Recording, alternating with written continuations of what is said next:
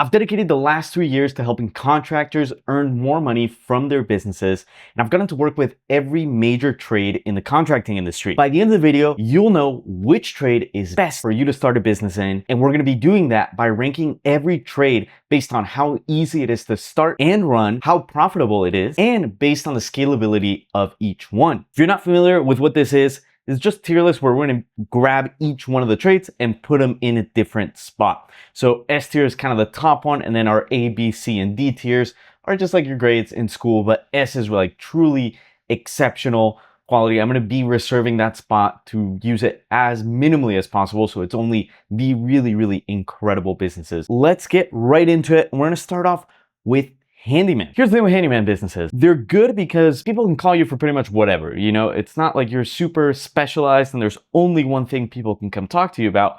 But it also means that you can't just work on building your reputation in one thing. You kind of have to be known for everything, good at everything, which means they're going to be known for nothing and you're not going to be exceptional at anything. So I think ease of starting, if you're already pretty skilled, you're good at fixing stuff, good at building stuff, I think it's really good. It's one of the easiest to start with. You don't need any specialized equipment, just, having more tools than the average person.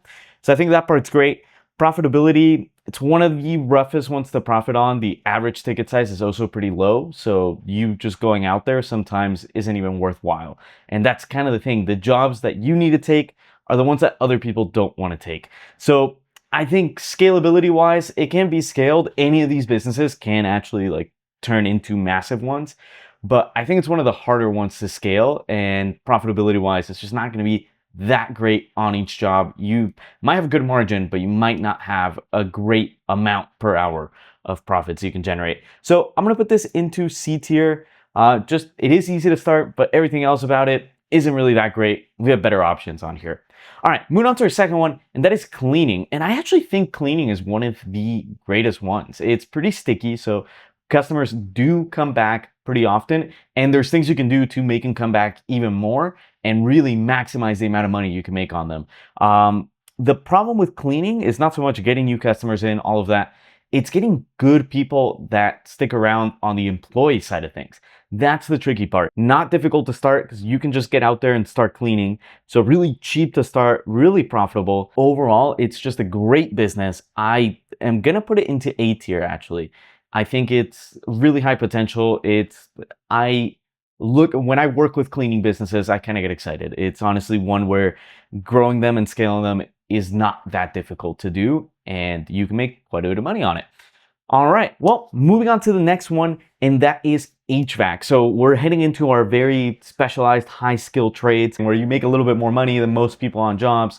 Your average ticket size is higher. You also get to sell people new AC units, furnaces, all of that. So I think HVAC is actually one of the best overall on profitability, overall on scalability. It is more difficult to start, but it's not that difficult to start compared to plumbing or electrical contracting. So I think this is honestly one of the best industries to get into. And I'm not sure if I'm going to put it A or S tier. We're going to put it A now, and then at the end, we'll choose out our S tier. But I think it's honestly incredible. HVAC is very good. It is trickier to start because you do have to understand the trade very well, but at least it doesn't take a decade or so to get the certification to be able to start it, or you don't need to bring someone in that has that to be able to start it. You just need to be very competent at what you do. All right, moving on to the next one, and that is roofing. And roofing is actually, the majority of roofing is subcontracted. So starting it out is really, really easy. All you need to worry about is just selling roofs, scaling how many people you have on your team, selling more roofs. And honestly, it's a very solid one. When you're in demand, you are in demand. And also, you profit a ton off each individual roof. So I think this is one of the best ones scalability-wise because you can just keep going into other states. It's an incredible one on running it. You just need to worry about finding good, reliable crews. And starting it out is great because you don't need to hire everybody on the team, hire all the equipment. You just need to find the roofing jobs and collect the money and pay the crew to do it. So I think roofing is going to go again into A tier just because it's absolutely incredible on that potential and it's not that tricky to start. All right, moving on to the next one, and that is electrician. So I love electrical contracting. I think it's honestly the highest potential industry out of all of them. I think the demand for electricians is only going to continue to rise. I think it's one of the best industries once you're in it. The problem is getting into it is extremely difficult. You either need to rely on someone else that has that master certification, and then it's not your business, it's you and that person's business, or you need to get that master certification. So for me, I would probably still choose this as the trade I would go into if I had to start a trades business, but mostly because I would have time to get the certification, but I wouldn't partner with someone right away. At least I don't have the trust with someone to partner in this. The good thing about electrician businesses though is what happens a lot is that most businesses in here are people that are really good at the trade and not great at business. So your competition is actually pretty weak compared to other industries. What happens a lot in the ones that are easier to start is that the people that are really good at business just go to those. Instead of getting their master's certification or trying to get, a partner that has that certification already, that does have, that is a master electrician, instead of going for that, they just go, hey, this business is easier to start. Let me just start it. Absolutely kill it on there. All right. So that's the thing with electrician businesses is if you can get in, it's actually incredible, but getting in is really, really difficult. So because of that, how the barrier of entry is so high, I'm going to put it B tier. I think potential wise, it's S tier. Everything after you start it, it's an S tier business, but before you start it, like the barrier of entry makes it D tier. So we're going to put it right in the middle. All right, moving on to the next one, and that is flooring. And I think flooring is similar to roofing in terms of most of the time people are just selling the jobs and then they have crews that they sub out to complete the jobs. Unlike roofing though, this is mostly an aesthetic choice. It's not really something people do out of necessity, which means that a lot of time you're just going to be a commodity. It's not like I need a new roof right now. It's I want flooring. We're going to sell a house. Let's get some nice floors in, or let's just change out the floors. We just bought it. It's one where the demand is not as strong as it can be with roofs. It's very tied to how the home market is. A lot of people tend to do new floors if they're planning on selling or if they just bought it and they don't like what it came with. So I think just because the demand is not as strong as roofing can be in the peak seasons where it's an absolute necessity to get a new roof, I'm going to put it just under. So I'm going to put it into B tier. All right. So I think it's good industry. I don't think it's bad at all. The barrier of entry is very low. The profitability is pretty high, but I just think roofing is a little bit better. So for that reason, we're going to put it B tier. All right, moving on to the next one, and that is painting. And I think similar to roofing, similar to flooring, a lot of the stuff in painting, a lot of jobs in painting are subbed out. I think with painting, it's very similar to roofing and it's very similar to flooring. And I think it's kind of in the middle of both of those where you're kind of like, one is absolutely necessary, the other one is mostly cosmetic. Painting is pretty cosmetic, but I think the good thing about painting is that you can do interior, exterior, you can also stain decks, all of that. There's just more reasons for a person to go to you than they would if you just do flooring. So I think painting is just a little bit more versatile than flooring, and it still has all the advantages flooring has some of the advantages of roofing. So for that reason, I'm going to put painting actually in A tier, but behind where I would put roofing. And I think roofing I would put towards the higher end of A tier. We'll sort them out later on, but I think painting is an absolute top-notch industry. All right, moving on to the next one, and that is plumbing. And plumbing is kind of the same story as with electricians. It's very difficult to get into, but once you get into it, it's extremely profitable. And you can also do excavating as well once you get into it. And that's humongous jobs that are really profitable. So I think because we put electrical contracting into B tier, and I think the absolute peaks of electrical contracting are higher than with plumbing, I'm gonna put plumbing in B tier as well with electricians.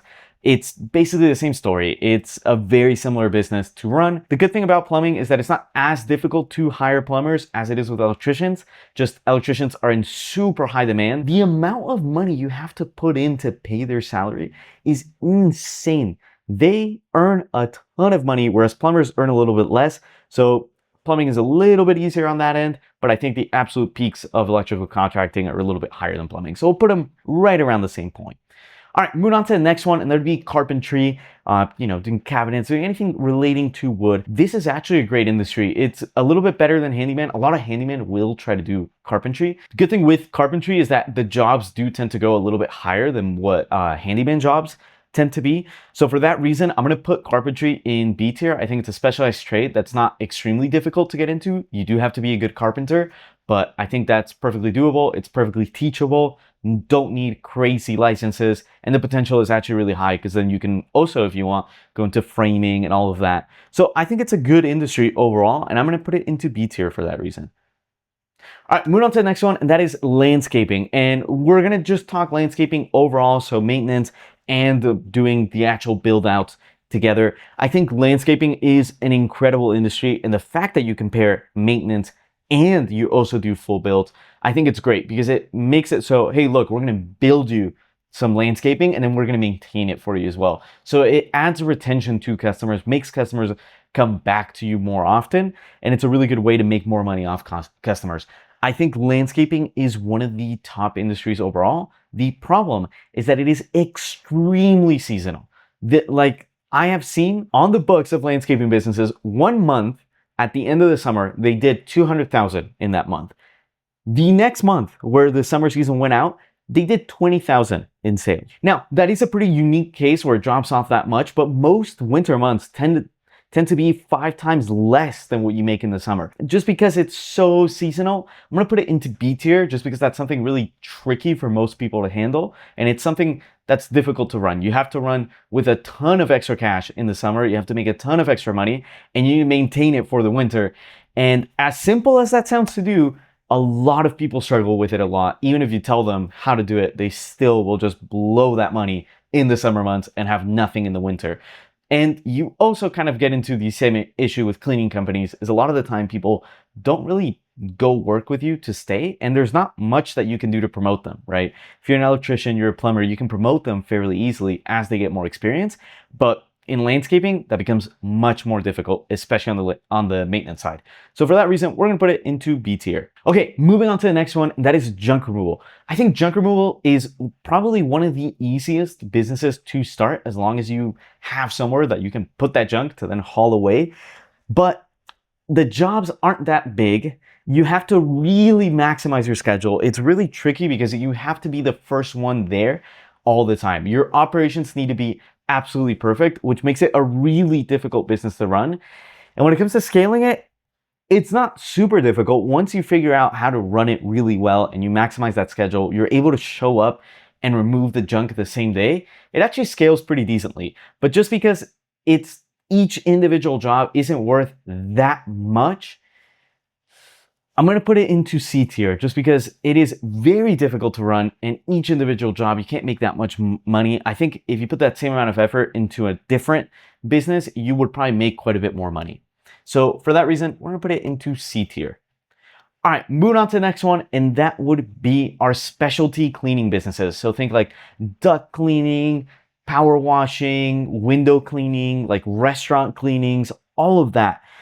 Here's the thing with them. The specialty cleanings tend to happen a lot less often than regular cleaning does, but you make more money on each cleaning. I think this is a pretty decent industry. Most of these industries are pretty decent. It just depends which ones you choose. I think, if you go for specialty cleanings in restaurants, you can probably make a little bit more money than you would just washing windows, and you probably need to supplement the washing windows thing. So I think it's one where if you nail the model, it's pretty decent and it's up there. The problem is it's really easy to not nail the model, and it's also not very recurring. It just takes quite a bit of time. So I think this is a business that the difficulty is very high, but the potential is also pretty high. But just because of how high the difficulty is and the potential not being as high as other businesses on this list, I'm going to put it into C tier as well. I think if you're good at it, if you have the equipment, you can definitely pull it off, but it's one where you really do have to be good to pull it off. Moving on to the next one, and that is restoration companies. And I'm going to put mitigation and put back into just one, okay? The problem with them is that you are entirely relying on insurance. And especially if you're only mitigation, your only way to make money truly is from insurance. And the thing is, insurance companies, their job is to pay out the least amount of money possible. Over time, I think it's an industry that has less and less potential as we keep moving on if you rely heavily on insurance work. Now, on the other side, if you primarily focus on the rebuild, right, and you just come in, you do the mitigation, and then you rebuild it, and you add on things to it, I think this is an industry that goes super high. So the thing you can do is add on things to the insurance work, right? So if insurance is giving you 80 grand to do a kitchen rebuild, right? Mitigation and the rebuild, you can tell the customer, hey, look, for 20 grand, we can completely change how your kitchen looks and upgrade everything for just 20 grand. Usually it would be 100 grand. So you ask them, when's the next time you want water damage in your kitchen, right? They go, never. So then you go, well, this is the best deal you'll ever get on rebuilding your kitchen. So it becomes a really good upsell if you're using it correctly. We're gonna put it into B tier. I think it's just one where you have to do the business model really well. You have to be good at doing the insurance claims, getting as much money from the insurance as possible. And then you also have to be really good at sales to make sure you always get the upgrades on top of the insurance work. So for that reason, I'm gonna put it into B tier. I think the potential is really high, but the skill coming with it also has to be really high. And then you need to know crews in every aspect, and the employees you have to be good at almost any type of job, because every job is very unpredictable. You don't know what you're getting into until you're already there. All right, moving on to our final one, and that is general contracting. So I'm gonna put this as you do remodels, you do new home builds, additions, all of that. If you are building stuff, you are Bob the Builder, all right, general contractor, okay?